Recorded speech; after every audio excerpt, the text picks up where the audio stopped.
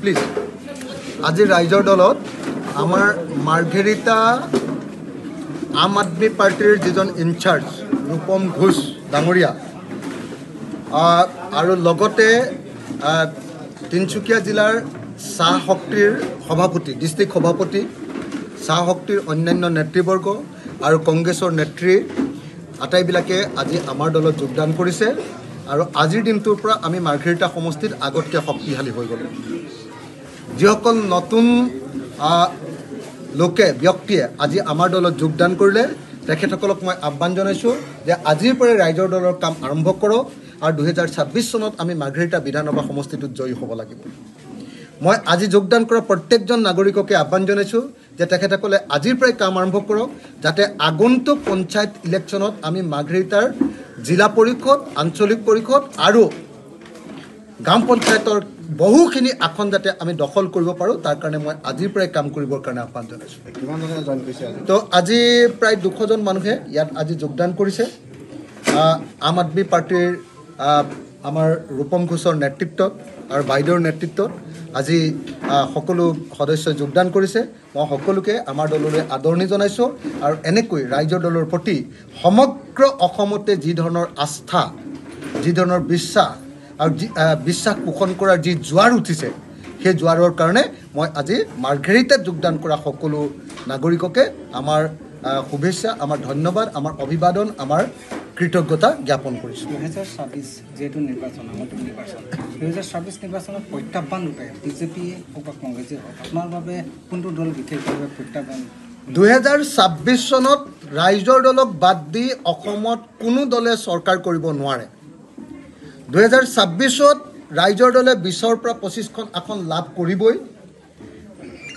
কোনো দলে যি দলে চৰকাৰ গঠন কৰিব বিচাৰে সেই দলে হয় ৰাইজৰ দলৰ সহযোগিতা ল'ব লাগিব নহ'লে ৰাইজৰ দলক সহযোগিতা কৰিব লাগিব কোনো দলে 2026 চনত ৰাইজৰ দলক বাদ দি কেতিয়াও নিৰ্বাচিত হ'ব নোৱাৰিব দ্বিতীয় কথাটো হ'ল যে ৰাইজৰ দলৰ প্ৰতিজ্ঞা ৰাইজৰ দলৰ সংকল্প হ'ল আমি হিমন্ত বিশ্ব শৰ্মাৰ নেতৃত্বাধীন বিজেপি চৰকাৰক পৰাভূত কৰিম হিমন্ত বিশ্ব শৰ্মাৰ হিন্দুত্ববাদী চৰকাৰখন বিজেপিৰ হিন্দু সাম্প্ৰদায়িক চৰকাৰ আৰু AIDFৰ বদৰুদ্দিন আজমলৰ মুছলমান সাম্প্ৰদায়িক চৰকাৰ দল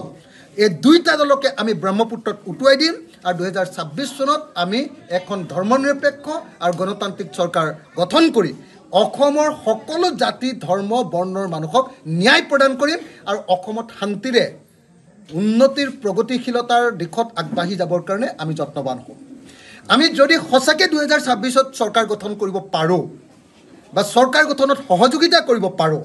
তেতিয়াহ'লে 5টা কাম আমি কৰিম 1 নম্বৰ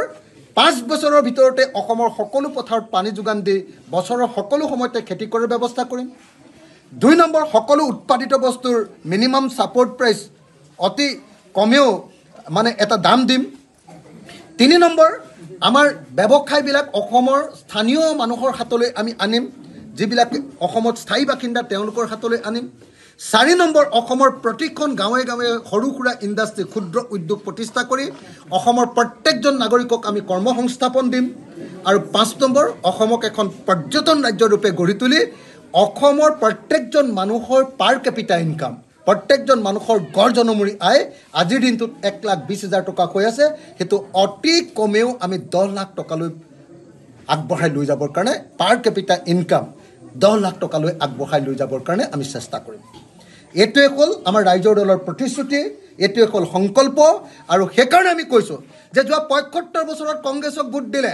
75 বছৰত এজিপিক ভোট দিলে 75 বছৰত বিজেপিক ভোট দিলে 75 বছৰত আপোনাৰ জনতা দলক ভোট দিলে 75 বছৰত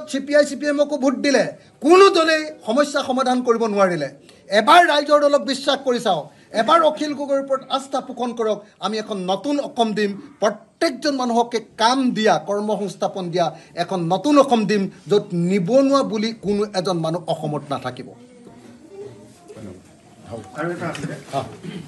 আছিলে যিহেতু 2026 চন মাৰ্ঘেৰিটা আমাৰ 83 নং যি সমষ্টি আছে ইতিমধ্যে ৰাহুল চেত্ৰী ডাঙৰীয়াই গ্ৰাছ লেভেলত বহুখিনি কাম কৰি আছে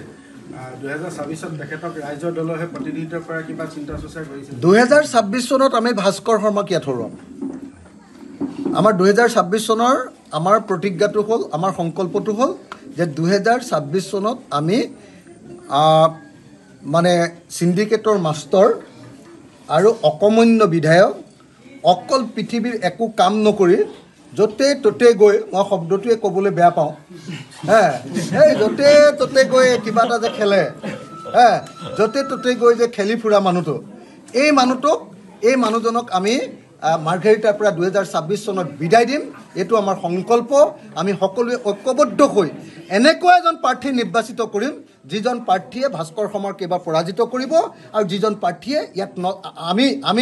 আমি নিৰ্বাচিত কৰা প্ৰাৰ্থীজনে এবাৰ জয়ী হ'ব আৰু জয়ী হৈ গৈ 2026 চনত ইয়াত মাফিয়া ৰাজ